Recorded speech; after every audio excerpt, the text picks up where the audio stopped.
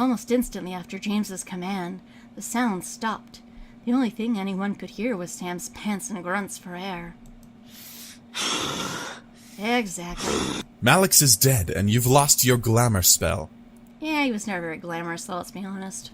Shut up. Make me. Glamour spell? What did he mean? Why did Sam sound so different? Why was this being hidden from me? It's a spell that makes us look human. Yeah? Look human? I froze. They didn't look like humans after all. What did they look like? The Backstreet Boys? Like demons. Ah, thank you for clarification, Damien. As if Matthew knew what Damien was talking about, Matthew spoke up, followed by the sound of a cork popping out of the bottle. Well, not for much longer. Here. Let's go. You gotta regain your glamour spell and you're all out of energy. Come on. I can help with that. Fine. Whatever. I can help. Just saying. I could hear the small clinking of glass being passed before hearing Sam guzzle down a liquid of some sort. The feel of the air around me gently began to warm back up, insinuating that everything had returned to normal. No, boo. Finally, Damien moved his hands from my eyes, allowing me to see around me once again. The devils, including Iris, had fled. Aw, she took my popcorn! Girl! Some people. On top of Malix's body was a dirty sheet that was quickly turning red from the blood. Where did that sheet come from? I could see Malix's face was completely caved in, making a dip in the blanket. Wow, attaboy, boyfriend. The boys, however, gathered around me, all of them, including Sam, looking like nothing had happened. What just? I tried to speak, but everything zipped around in my head at the whole event, and I felt like speaking was impossible. Let's just get you home, miss. There's nothing more to see here. Thanks. I could only nod. What had happened boggled my mind to the point of disbelief. I was second-guessing everything, lost to see of what and how and when. As we walked out of the warehouse, I looked to Sam for some form of sign that I wasn't dreaming. Sam kept his eyes down and away from me. It was over, and the skip button's back. Yay! Go. And now the decision. I looked to Sam, feeling my heart flutter in my chest. I didn't want him to leave, but would he ask to stay? I hoped he would say no and ask me to stay longer, because Stockholm Syndrome has set in. As if he knew what I wanted, Sam moved and stepped to me, putting his hand in his pockets and looking down at the ground. He was still ashamed of what he had done, but he spoke to me regardless. Hey, Yes? Shit, I kinda... I wanted to thank you for your energy and stuff. Well, I kinda want to stay here. Can we stay here? Please? Oh, look at you being all sincere and vulnerable behind 3 of your brothers. My heart skipped while a large red blush ran across my cheeks. The boys stared at Sam wide-eyed, but didn't dare to speak out. Sam stepped back to give me space, returning to where he was, behind his 3 brothers. I moved my gaze across each boy, trying to make a decision. That decision was made a long time ago. We already know. You know what? We are gonna let the boys stay. Because... why not? You boys can stay, you know that. I wanted them to stay. And skip button. I watched a happy smile grow on Sam's lips. He shared my excitement knowing that we could be together longer. Who knew how long we'd stay together? All I cared about was that I would be with him. Yeah, I guess that's a win? Question mark?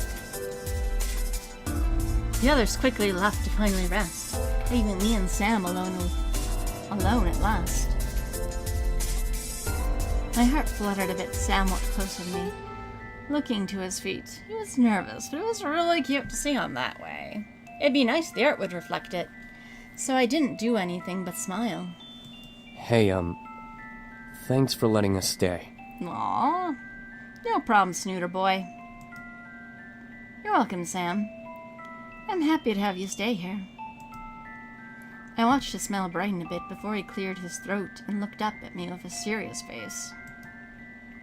I didn't know if it was the tiredness or my growing attachment to him, or the Stockholm Syndrome setting in, but I felt myself sway a bit on my feet.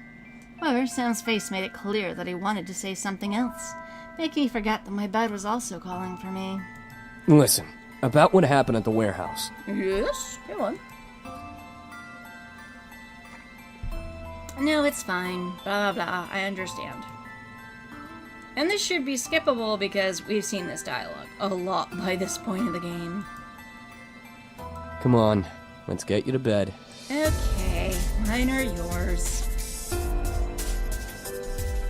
And he lifts her, he carries like a bride to her bed, leaves her on the covers. Still school clothes, too tired to strip. Sam, not taking any stripping me. He pets my hair. Get some sleep, alright? Okay. I'll make some breakfast again for you in the morning. No protein shakes, those things are icky. I nodded with a tired smile before watching him slowly stand and leave my room, closing the door. A wave of happiness washed over me. We made good choices. It was gonna be worth it. Totes. Then exhaustion and sleep. And skip button. Hi, Diana. Sure. What to do?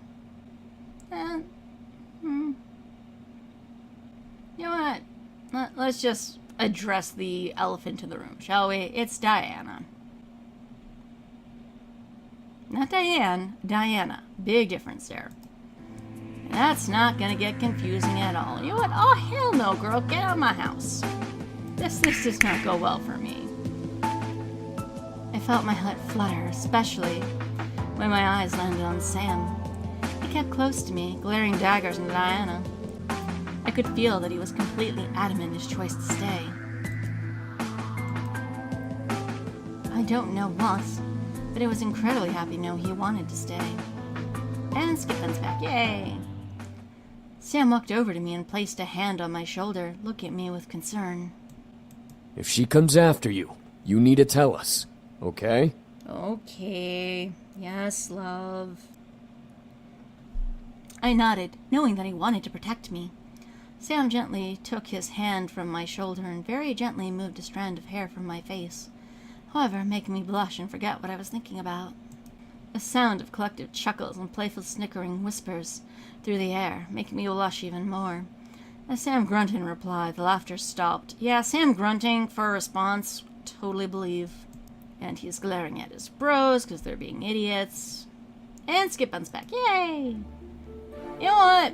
I have been quiet for your story time on several playthroughs now. And you know what? No. If this is our last run, you know what? It doesn't matter what happens to the princess. The rest of the class turned their heads to me. Naomi and Zuzu looked at me with equally surprised looks. I kept my eyes to Diana. Bring it, bitch! If I was the mermaid, I wasn't going to let the princess take away my prince. Away? Diana stared at me before smiling and turning her body to fully face me. Oh? And why does it not matter? 'Cause she's not the main character? It's not called The Little Princess? The story isn't about the princess. The story is about the mermaid and the prince. But that is exactly my point. While the story talks about the mermaid and the prince's romance, we don't see the problems of the kingdom the prince rules. True. And this is why I like Diana as a character. She is very complex. If you do her path, then you see there's a reason why she's doing this. It's not just lol bitch crazy or she's a mean girl. There's a reasoning to it. She is trying to protect her kingdom. While we are all fixated with this love story, Yeah? we ignore the fact the kingdom would fall apart without the marriage between the prince and princess. Would it though? Because in the Little Mermaid story, I will admit I have not read the original version. I have seen a play on it, and I do mean the Hans Christian Andersen one, not the Disney version. Because, yeah, it was good until I knew the source material, and once I knew the source material, that ending, BS, man. She kept her eyes to me as she spoke. I knew she wanted to make her words stick in my mind, but I didn't listen. It was one thing to be a fictional story, it was another to try and ruin someone's life for selfishness. The thing is, though, it's really not selfish if you knew her reasoning. Diana chuckled and looked back to the glass. Well, luckily in the real story of the Little Mermaid, the mermaid knows that what she was doing was wrong, and she threw herself into the ocean, turning into sea foam. Well, that actually depends on what version you're reading or watching. Because there's versions where she takes up the knife her sister offered her to kill the prince, and she does. There's versions where she turns the knife down, but God or whatever deity you believe in, or the story list, takes pity on her for her kindness and letting go of her love. And they grant her another form. There's many versions of this. You're gonna have to be way more specific. Some of the students that surrounded me mumbled in surprise, obviously not knowing the real story. However, Diana was wrong once again. That's not true. Once again, the class looked to me, and Diana faced me with another smile. Not true. How so? The trade-off for becoming human was marrying the prince or turning to sea foam. However, she was also given the choice to kill the prince and turn back into a mermaid. The mermaid didn't because she loved him and sacrificed herself for that love. That is the story we're telling, not some princess getting her way, but of a tragedy that had befallen a girl who only wanted to love. Aw, look at Diane having second thoughts there. The class applauded me with Zuzu giving me her usual punch to my shoulder, and Naomi smiling at my logic. Diana, however, finally grew an almost angered face at me. Interesting. So what you are saying is that the princess should be given no mind. Well, in this story, yes. In terms of this game, and you and what you want, no. But they won't give me an option to, have all 6 of us sit down and go, hey, stuff's gonna turn to shit back in your home world, land, whatever you want to call it. Maybe one of you should bite the bullet, marry this vixen, and, stabilize the kingdoms, then get a divorce. I'm just saying. There's a solution here that's very simple. The game devs just did not give us the option for it. The story is not about the princess. The story is about the mermaid, and the mermaid should have gotten her prince. And Disney made that ending. Also, I disagree, but Even at the risk of a kingdom falling apart? well, that's an element you introduced solely yourself. Even if the entire world fell apart around them, a duty does not overrule love, and the princess needs to realize this. That's very easy to say, but if you're part of that world that falls apart, that's something else entirely. This is a very juvenile way to look at it. The applause that followed that intensified with whoops and hollers. I felt a wave of confidence roll through my body. Diana wasn't going to win. I wasn't going to let her. Which means it's time for her to cheat, right? Diana then stopped talking and looked at the clock on the wall, reading it quickly. This class had barely begun. Why was she looking at the time? And skipping, because we've seen all this. And she wants me to reveal who do I love, and because I'm a weak-willed individual, Sam. Suddenly, Diana stopped in her tracks. Sam, who is... Then it dawned on her. Ah, one of the boys. Why don't you tell me which boy is Sam? Why don't I? I felt myself nodding compliance. The third. Diana giggled in reply before letting go of my face and stepping back. Really? The brute? With you? I know, I am surprised too. I nodded once again, but this time was partly my own decision to reply.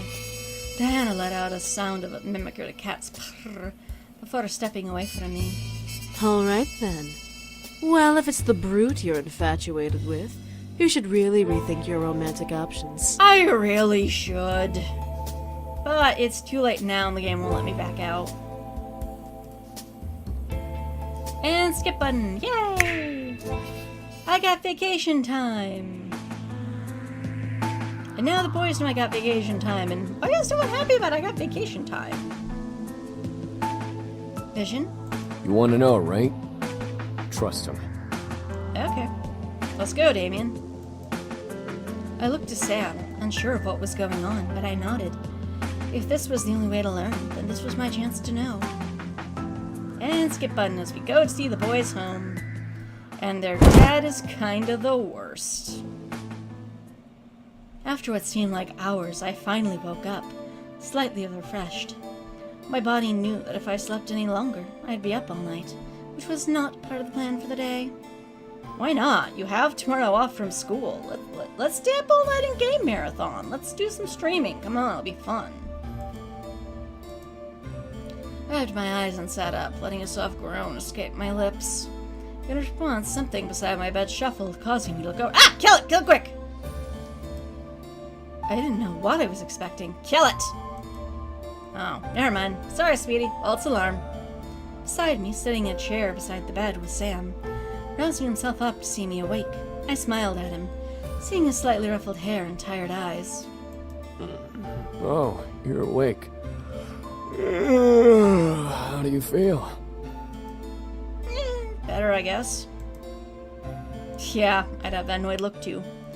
Sam nodded before he looked down at the bed, leaning over and staring at the blanket. I'm such an idiot. Yeah. If I was stronger, No, I smarter. wouldn't be like this. Smarter. Sam, it's not your fault. No, it's my fault. It's our fault. Look at you. You're in bed again. Hey, after what's us wrong with using that? our powers again. And you're a target again because of us. We never should have come. It is what it is, and you're here now. I quickly reached over and put my finger on his lips, stopping him from going any further. I didn't want to tear anymore. Sam, it's okay. I wanted to help you out. I offered to let all of you stay. Nothing is your fault. I gently moved my hand and cupped Sam's cheek, staring at him with concern. I didn't want him to hold guilt in his mind about this whole ordeal. Diana was desperate and she'd hunt anyone for them. This wasn't his fault. She was desperate enough to hunt them down. Sam looked at me, defeated by my hand, before he closed his eyes and let out a sigh. However, I grew curious. So, Sam, you're noble? Sam opened his eyes to look at me. He didn't seem angry. He had a coldness in his voice as he spoke. I was a noble. I'm not a noble anymore. Do we ever really stop being nobles, though? Not anymore. I was the third son of the Demon Lord. Mm-hmm. My brothers and I lived together in the castle as nobility. Mm-hmm. But since James was the oldest, James became royalty and was heir to the throne. Mm-hmm. Yes, go on. The whole situation became one gigantic, boring mess. Yeah. So we all grouped together and left to come here. Okay. Once that happened, we surely lost the chance to ever get forgiveness. I don't know about that. What was it like while you were there? Like I said, one gigantic, boring mess. Eric, Matthew, and I were as replacements in case James fucked up. Good to know. Since Eric was before me and since my dad was a dickbag, I wasn't ever likely to get the throne. So I spent my days lazying about and not giving two shits about anything. Not even my mom could control me. Control, make you a decent person. Not necessarily the same thing.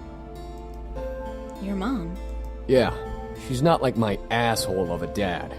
She was actually caring and kind, but was a pushover. Ah, so you're like your dad. Gotcha. Sam let out a small laugh. I could tell he was getting nostalgic. She always thought I could be more than I was. Oh. But my dad definitely made sure I knew my place. In response, I became the rebel son, hanging out with the commoner demons and such just to piss my dad off. Cool. I swear, I'm surprised he didn't kill me out of shame. Me too. That's horrible. Not really. Sam stared at me and slapped him. Ah. No, that's what we normally do. Sam stared at me as if I had slapped him, and sighed and ruffled my hair a bit. Don't even worry about it. You need I rest. wanna. You don't need to know about the demon world. Yes, I do. I need to know everything. But I want to know more about you. Sam stared at me once again, as if I had slapped him. Again? Well, in many verse we have. I couldn't tell whether I was pissing him off or intriguing him. He let his hand that was ruffling my hair fall down, strands of my hair, stopping at my cheek to cradle it. For a strong man, Sam knew how to be soft.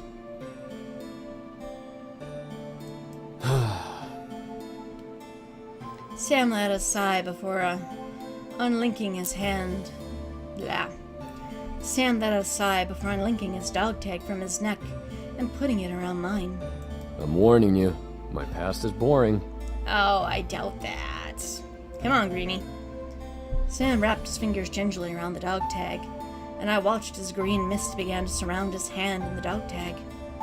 The green aura wrapped around the necklace until it snaked around to my head, and before I knew it, I was surrounded in green light. Wait, are we joining the Green Lantern Corps? I always told it was rings, not dog tags. Oh, so I'm not in the Green Lantern Corps? Boo. When the light had subsided, I was back in the main hall of the demon castle.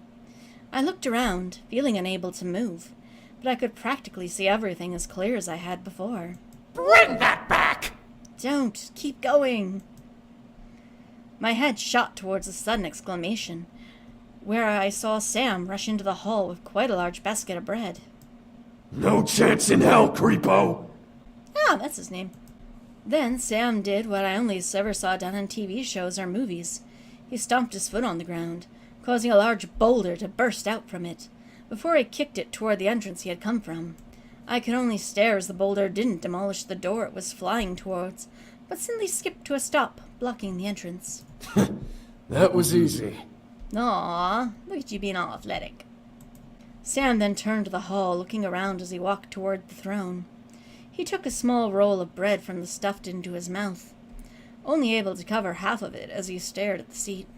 I was surprised. Why did Sam steal bread? Why would he steal bread? He was a rebel, yes, but he was a noble. He wouldn't get in trouble for taking food. But he had a basket of bread. Sam chewed and swallowed the bread as he stared, consuming the sight. Fucking asshole piece of shit parent. Yeah, I agree. I met your dad. He's not nice. At least you have your folks. Aw. Hello? Can I romance you next? How you doing? Sup? Why do you have clothes? I turned to see another demon step out from behind the pillar towards Sam.